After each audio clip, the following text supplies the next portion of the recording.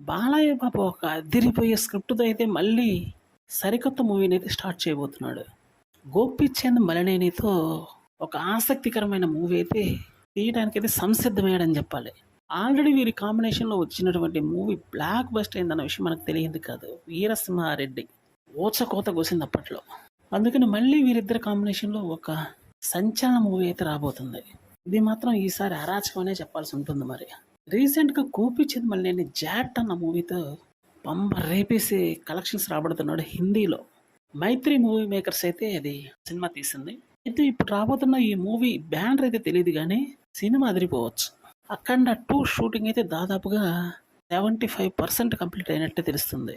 సగటు బాలయ్య అభిమానికి కావాల్సినటువంటి action package అంతా ఇందులో ఉంది. బోయపాటి సీన్ అంటే చెప్పాల్సిన అవసరం ఏముంది. ఇక పాన్ ఇండియన్ మూవీ కాబట్టి ఈ మూవీ మీద అంచనాలు అచంచలంగా ఉన్నాయి. సంచలనాలకు కేంద్ర బిందువు కాబోతుంది మరికొద్ది రోజుల్లో ఈ మూవీ. టీజర్లని, ట్రైలర్లని, సాంగ్స్ అని, డైలాగ్ ప్రోమోలని ఒకేసారి 1 బై 1 రిలీజ్ చేసే అవకాశం ఉందని తెలుస్తుంది.